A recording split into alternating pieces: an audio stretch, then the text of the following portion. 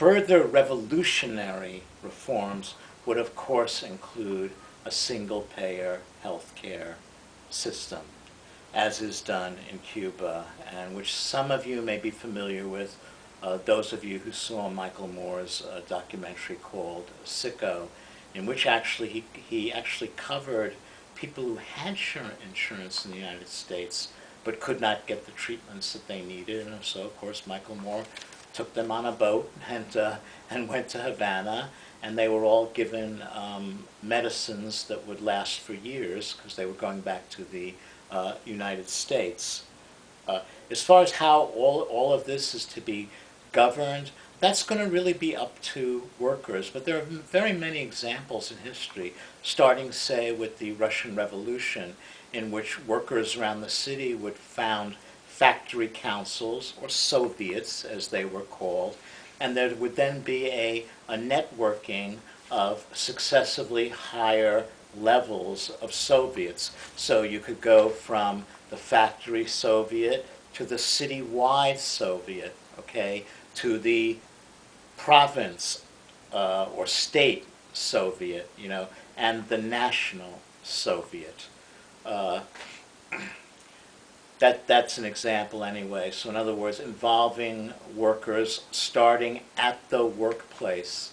I think a notion of Marxist-Leninism has always been, of all the things we do in life, the plurality of our time, or the activity that we devote to the most, is laboring. And therefore people in their places of production should be in charge, and that the places of production should have a very large part in the national economy and in planning a national economy. I'm not going to go over in detail what the Cuban system is like, but I just was reading a book. I'll reach for it right here. This is by Isaac Sani, and he has a very interesting chapter on how the Cuban government is conducted. And no, it's not a perfect democracy, but after you read it, you see by and by that there is more democracy existing in Cuba than exists here.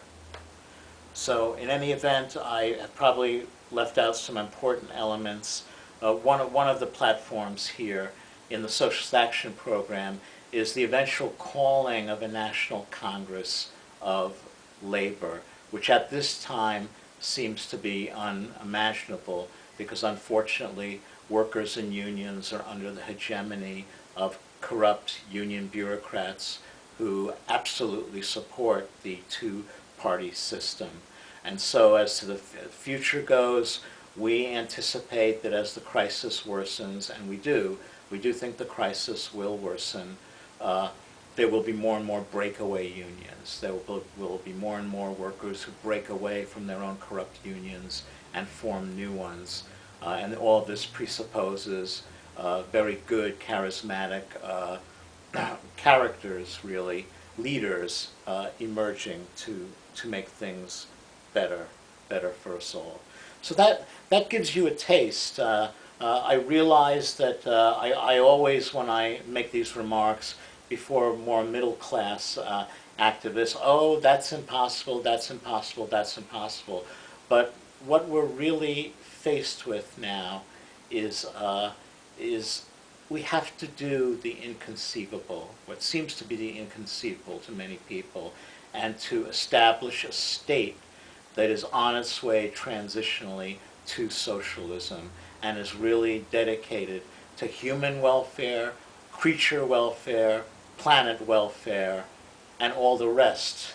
And there's not much of the rest. Hey, I mean, also to pay accord to just the wonder of the cosmos, how it evolved, how somehow we came to be beings out of stardust, and so on. One last thing that I want to say in terms of projecting for the future. Max Kaiser is one of the doomsday prognosticators, but he's a very experienced financial analyst. And what he's been doing is that he's been tracing, excuse me while I look for an essential piece of information that I had. There it is. He's been tracing the movement of gold in the United States. He thinks that perhaps as early as next April, there will be a financial crash when the revenues come in the United States, and it shows that they cannot pay for all kinds of social services, and that they will even have trouble paying off their debt. Now, the United States can always pay off its debt by printing more money, but at a certain point, it's inflated money, and the people that cash in their bonds end up losing money. Anyway, ever since the early 70s, I mentioned this in a previous talk, the European countries in particular have wanted to be repaid in gold. They came to understand that between 65 and 68, profit rates in the United States were going down, and world currency was always based on gold, really. So in any event, what Max Kaiser does project is that, for example, China, who used to be the biggest holder of U.S. Treasury bills, is now third, because they've been selling off their Treasury bills. They don't have faith in the American dollar. And they have, in the last year or so, purchased 2,000 tons of gold. I should have figured out how much that was worth, but believe me, it runs into the billions when you start thinking about how much a ton is and how much an ounce is, and that gold goes for between $1,700 and $1,800 an ounce. The Eurozone has 12,000 tons of gold. The U.S. only has 8,000. Germany has 3,000. So proportionately, Germany has more gold coverage than the United States does when you look at these things proportionately. Even Italy does, which has 2,400 tons of gold. And so the only thing that's ever worked in the history of the stability of capitalism, not that we can ever return to the stability of capitalism, is a currency that's backed on precious metals, precious stones, whatever. The anticipation of Max Kaiser is wild inflation. So as you can see, the prognosis for the future is not very good. And you have all of these investors, including whole nations, hedge funds, investment banks, and so forth, buying up gold like crazy. That has been a trend. And that is a signal that they do not have faith anymore in the dollar as the reserve currency of the world. And moreover, they don't have that much faith in other countries with other gold reserves. Now, the thing is that as far as socialists are concerned, social society should not be run on a currency based on precious metals. But there will have to be a transition. We cannot bring socialism to any country in one step, two step, three quick steps. We can't do it.